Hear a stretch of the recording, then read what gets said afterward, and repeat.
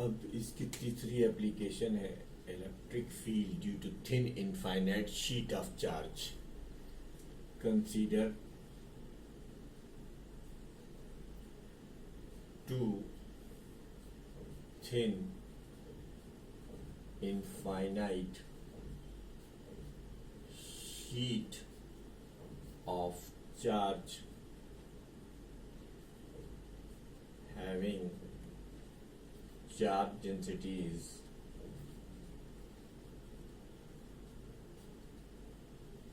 sigma 1 and sigma 2 placed in vacuum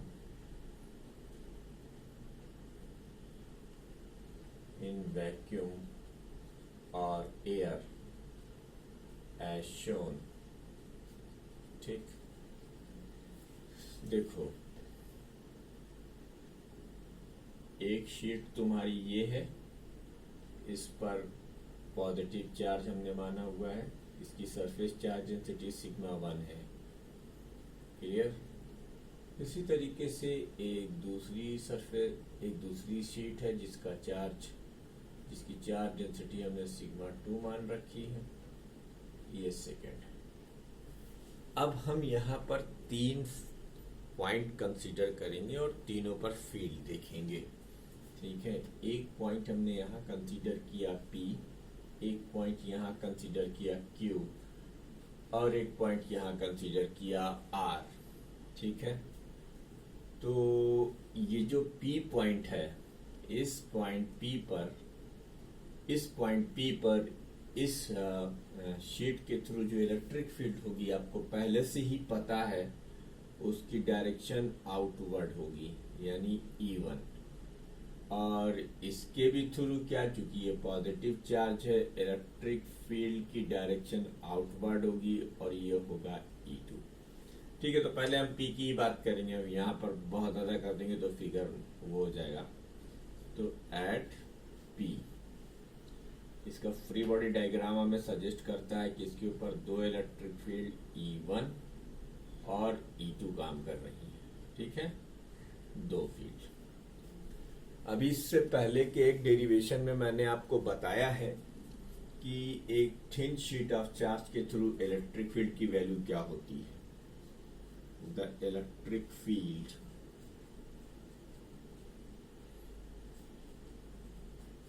eight point P due to sheet 1 या sheet first, E1 की value अभी बताया है. इसके थ्रू जो फार्मूला होगा यूज किया जाएगा वो सिग्मा अपॉन 2 एप्सिलॉन 0. ठीक. सिमिलरली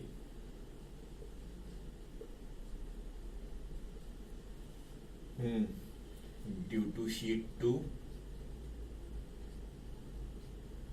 सेकेंड शीट E2 की वैल्यू क्या हो जाएगी, सिग्मा 1. तो सिग्मा 2 अपॉन 2 एप्सिलॉन 0. तो नेट फील्ड क्या हो जाएगी, net field eight P, EP की वैल्यू हो जाएगी vector EP E1 plus E2. तो EP की वैल्यू, क्योंकि दोनों पैरेलल है तो एल्जेब्रिकली ऐड किए जाएंगे.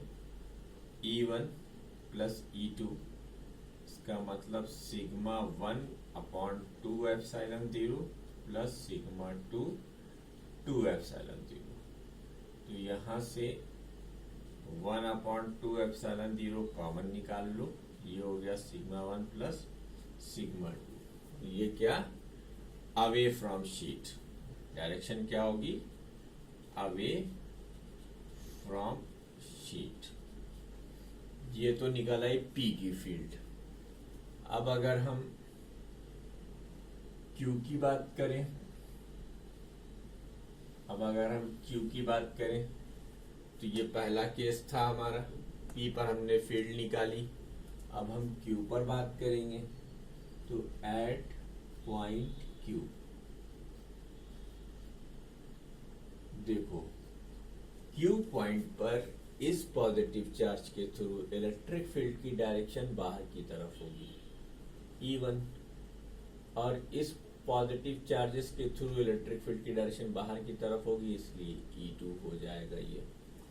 ठीक, तो अब E1 हम इधर लिखेंगे और E2 हम इधर लिखेंगे। क्योंकि मैं आपको पहले ही बता चुका हूं कि थिन शीट ऑफ चार्ज के थ्रू डिस्टेंस का कोई मतलब नहीं होता है, तो जो चीज आपने यहां लिखी थी वही चीज आप वहां भी लिख दोगे। तो E1 की वैल्यू क्या हो जाएगी, सिग्मा 1/2 और E2 की वैल्यू हो जाएगी सिग्मा 2/2।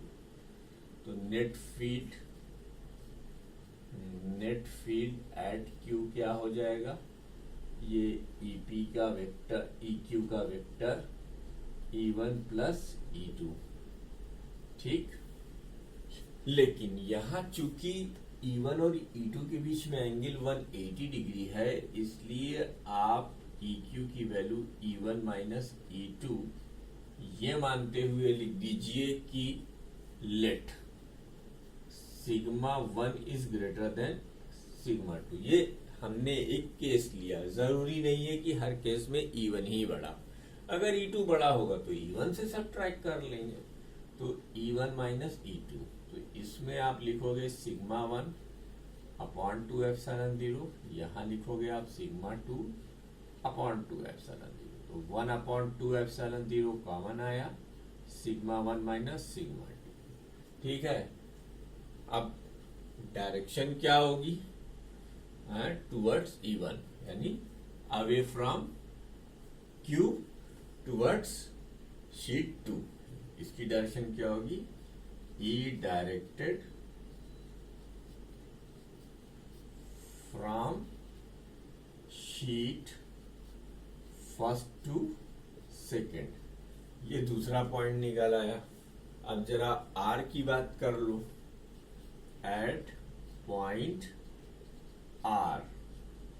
R की बात करेंगे हम, तो R पर देखो, इस प्लस चार्ज की शीट के थ्रू इलेक्ट्रिक फील्ड की डायरेक्शन बाहर की तरफ, इसके थ्रू भी बाहर की तरफ।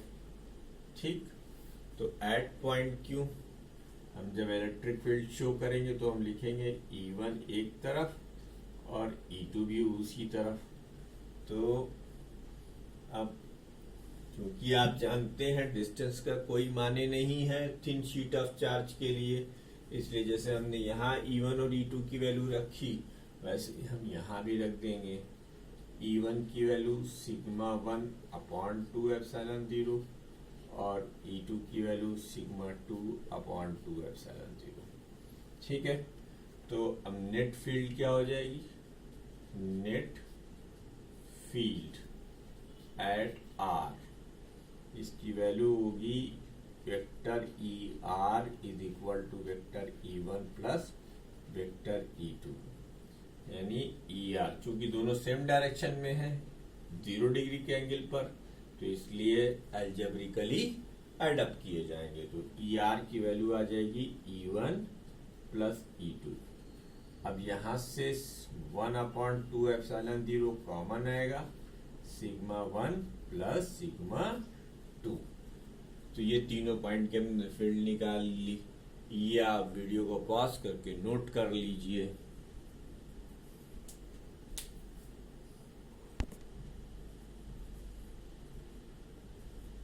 तो कंसीडर, अब हमें इलेक्ट्रिक फील्ड निकालनी है हालो चार्ज स्फीयर के थ्रू। आपके सिलेबस का ये लास्ट टॉपिक है, मतलब गॉसेस लॉ का। ठीक है, तो एक टॉपिक मैं आपके लिए इंटेंशनली छोड़ रहा हूँ, वो इम्पोर्टेंट नहीं है, और वो मैं हेडिंग नंबर 2 में करा चुका हूँ एप्लीकेशन ऑफ गॉसेस थ्योरम में। इसमें उन्होंने electric field due to just outside the conductor एक अलग से डेरिवेशन किया हुआ है, तो उसे आप समझने की कोशिश करिएगा। आपकी बुक से अगर नहीं समझ में आएगा तो मुझे बताइएगा। हालांकि वो ना इम्पोर्टेंट है ना कभी पूछा जाता है, लेकिन ये वाला डेरिवेशन इम्पोर्टेंट है, इसलिए इसे ध्यान से देखिएगा। ठीक है, consider a hollow sphere of radius R and let a charge Q। तो चलो पहले हम एक डायग्राम तो इसका ही बना देते हैं। मान लेते हैं कि ये आपका एक हॉलो स्फीयर है। अब इसकी रेडियस आपने r मान रखी है, ठीक है। अब इसको जो आप चार्ज दोगे तो चार्ज हवा में तो रहेगा नहीं, ये इस सरफेस पर यूनिफॉर्मली डिस्ट्रीब्यूट कर जाएगा, ठीक। ये इस सरफेस पर यूनिफॉर्मली डिस्ट्रीब्यूट कर गया, ठीक है, जो आपने क्यू चार्ज इसको दिया था। अब यहां पर भी हम 3 पॉइंट कंसीडर करेंगे, एक बाहर, एक सरफेस पर और एक इनसाइड।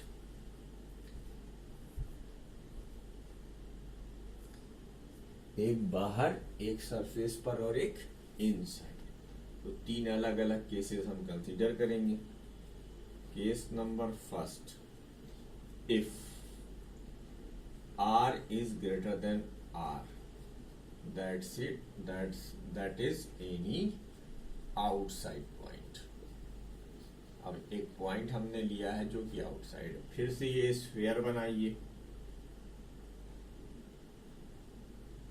ये स्फीयर आपने बना लिया, इसकी रेडियस आपने r लिख ली, ठीक है। ये प्लस प्लस प्लस साइन कर लिया, यानी ये चार्ज इसके ऊपर इस स्प्रेड है, एक पॉइंट पर नहीं है। ये आपने वो एक पॉइंट लिया है जहां से आपको इलेक्ट्रिक फील्ड का इफेक्ट देखना है इस पॉइंट P पर, किसके थ्रू, इस चार्ज स्फीयर के थ्रू। तो बेटा हमें अगर गॉस थ्योरम का यूज करना है तो हमें 2 तरीके से फ्लक्स निकालना होता है, जैसे कि हम पिछले 4 डेरिवेशंस में कर चुके हैं।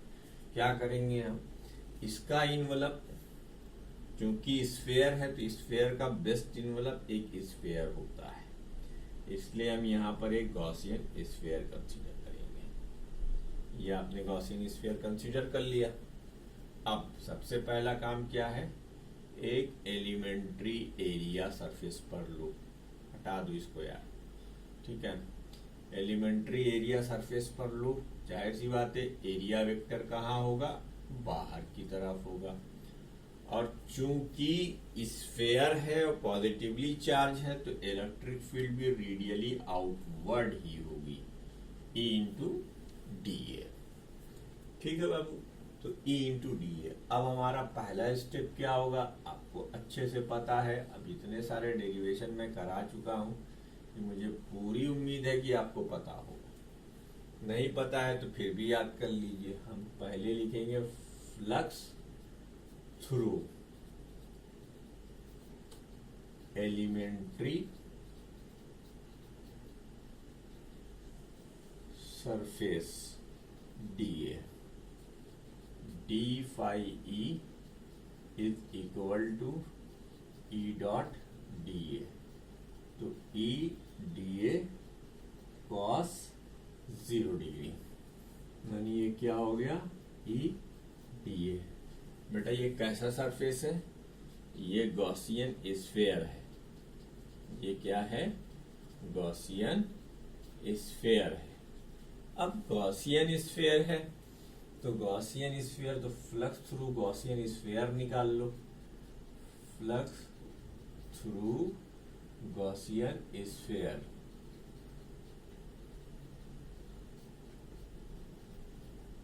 इसको इंटीग्रेट कर देंगे, यानी ये इंटीग्रेट होगा d phi E bound integral E d ए।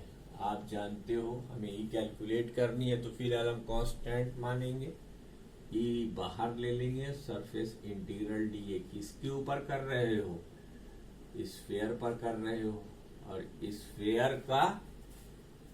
स्फीयर का कर्व सरफेस कितना होता है, 4 पाई आर स्क्वायर।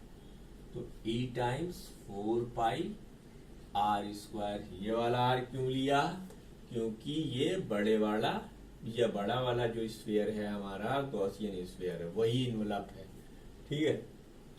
अच्छा, ये क्यों करते हैं, क्योंकि हमें गॉस थ्योरम लगाने के लिए क्लोज सरफेस की रिक्वायरमेंट होती है। तो ये पहले तरीके से आपका फ्लक्स आया। अब by Gauss theorem, by Gauss's theorem. Phi E की वैल्यू क्या हो जाएगी, यानी इलेक्ट्रिकल फ्लक्स कितना चार्ज इनक्लोज्ड है, Q enclosed, Q enclosed upon epsilon zero. लेकिन गॉस थ्योरम का इस्तेमाल हम क्यों करते हैं, जब चार्ज डिस्ट्रीब्यूट हो जाए। यहाँ चार्ज किस पर डिस्ट्रीब्यूट है, इस सरफेस पर, तो सरफेस चार्ज डेंसिटी का कॉन्सेप्ट इंट्रोड्यूस हो जाएगा। यानी हम लिखेंगे sigma times 4 pi R square. कौन सा आर, चार्ज कहाँ फैला हुआ है, इस वाले आर पर, तो ये sigma into 4 pi R square upon epsilon zero. ठीक, फाई ई की value Q enclose upon epsilon zero, तो sigma 4 pi R square epsilon zero. ये हो गया इक्वेशन नंबर 2। ठीक, अब इक्वेटिंग 1 एंड 2, इसे इक्वेट करो। इक्वेटिंग 1 एंड 2, जब आप इन दोनों को इक्वेट करोगे तो you will find E times 4 pi R square is equal to sigma times 4 pi R square divided by epsilon zero. 4 pi से 4 पाई कैंसिल, ई की value sigma upon epsilon zero R square upon R square. बच्चों ये सब कुछ constant है, sigma, capital R और epsilon zero. तो यहां से पता लगता है E hollow sphere inversely proportional to R square. ठीक, अब यहीं से हम दो और केसेस देखेंगे। ये पहला केस था, case 2, case 1 outside the sphere. दूसरा केस देखेंगे, इसके बाद से यहां आना है, case 2, case second, if R is equal to R, यानी at the surface, at the surface. अगर हम सरफेस की बात करेंगे तो ई की वैल्यू क्या हो जाएगी, ई सरफेस। देखो बेटा, चाहे स्मॉल आर की जगह कैपिटल आर रख दो, चाहे कैपिटल आर की जगह स्मॉल आर रख दो, बात वही होगी, क्योंकि भी कैंसिल हो जाएगा। Sigma upon epsilon zero, R square upon R square, तो ये क्या हो गया, सिग्मा अपॉन एप्सिलॉन जीरो। जो मैंने मुंह से बोला था कि वो वाला derivation just outside the conductor, तो आप देख सकते हैं कि सरफेस पर field sigma upon epsilon zero आ रही, तो किसी भी कंडक्टर के थ्रू सरफेस या उसके जस्ट आउटसाइड पॉइंट पर यही इलेक्ट्रिक फील्ड आएगी। चाहे तो आपके पास अगर नूतन हो या बालाजी, तो उसमें भी आप देखेंगे कि यही चीज उन्होंने दिखाने की कोशिश करी है एक अलग से, तो उसकी आपको जरूरत नहीं है। अब अगर हम केस नंबर 3 की बात करें, केस 3, अगर हम केस 3 की बात करें तो if R is less than R, यानी अब इनसाइड पॉइंट है, दैट इज इनसाइड पॉइंट। यह और भी आसान है, इनसाइड पॉइंट। इनसाइड पॉइंट की बात करोगे तो एज, बेटा इसमें कहीं कोई अंदर के सरफेस में चार्ज है, चार्ज नहीं है, तो Q is equal to 0, it implied that E is equal to 0। और जब Q इज इक्वल टू 0, तो it implied that flux is equal to 0। और जब फ्लक्स 0 हो जाएगा then E is equal to 0 हो। तो आप देख सकते हैं कि 3 अलग केसेस में हमारी इलेक्ट्रिक फील्ड की वैल्यू 3 डिफरेंट आ रही है। आउटसाइड पॉइंट पर वो पॉइंट चार्ज की तरह बिहेव करता है, सरफेस पर उसकी वैल्यू कांस्टेंट हो जाती है, और इनसाइड पॉइंट पर 0 हो जाती है। अब आपकी किताब में जो ग्राफ बना है मुझे उससे कोई मतलब नहीं है ना, क्योंकि आप तो वीडियो को पॉज करके ही नोट करेंगे, इसलिए फिलहाल हम ये जगह थोड़ी सी ले रहे हैं और लेकर वो इम्पोर्टेंट सा ग्राफ बना दे रहे हैं। आपको इसके बाद ये ग्राफ बना लेना है। यार बोर्ड थोड़ा छोटा है मेरा, लेकिन खैर बोर्ड तो है, कॉपी पे नहीं, तो देखो, ग्राफ बनाने के लिए आपको वाई एक्सिस पर इलेक्ट्रिक फील्ड डिपिक्ट करनी है, शो करनी है, और एक्स एक्सिस पर आपको डिस्टेंस लेनी है आर। ये आपका ओरिजिन यानी सेंटर हो गया। सेंटर से यहां तक आओगे तो इलेक्ट्रिक फील्ड की वैल्यू 0, यानी जब तक आर की वैल्यू आर ना हो जाए तब तक इलेक्ट्रिक फील्ड 0। उसके बाद एकदम से कांस्टेंट वैल्यू, ये कांस्टेंट वैल्यू कितनी है, sigma upon epsilon 0, sigma upon epsilon 0। और उसके बाद ये इनवर्स स्क्वायर लॉ को फॉलो करेगा, ये इनवर्स स्क्वायर लॉ को फॉलो करेगा। ये आ गया आपका ग्राफ। अब आपकी बुक में इधर भी एक ग्राफ दिया हुआ है, ठीक इस ऐसा ही एक ग्राफ इधर भी दिया हुआ है। नीचे 2 गोले बने हुए हैं, उन गोलों से मुझे कोई मतलब नहीं है। आप ये ग्राफ 1 नंबर में आ सकता है, ये डेरिवेशन आपका 3 नंबर में आ सकता है, या इसके बिहाफ पे न्यूमेरिकल देकर 5 मार्क का क्वेश्चन पूछा जा सकता है। तो इस चैप्टर के जो इम्पोर्टेंट टॉपिक्स हैं वो ये हैं, state and prove Gauss theorem, ठीक, फ्लक्स निकालने के लिए न्यूमेरिकल, उसमें ध्यान दीजिएगा कि एंगल जो है वो थीटा जो एंगल है ई और ए के बीच में, वो एरिया के नॉर्मल से इलेक्ट्रिक फील्ड का एंगल है, एरिया का इलेक्ट्रिक फील्ड से एंगल नहीं है, ठीक है। फिर मैंने आपको बताया था इलेक्ट्रिक फील्ड, इस एक्सप्रेशन में इलेक्ट्रिक फील्ड की जो होती है वो किसके थ्रू होती है, due to all the charges whether they are bounded और नॉट, वाइल जो फ्लक्स होता है वो सिर्फ बाउंडेड चार्ज के थ्रू ही होता है। दूसरी बात, derivation of Coulomb's law from Gauss's law important है। तीसरी बात, उसके बाद हमने इसकी 4 एप्लीकेशंस बताई हैं, उसमें एक जो तीसरी एप्लीकेशन हमने बताई थी उस पर कुछ न्यूमेरिकल्स हैं।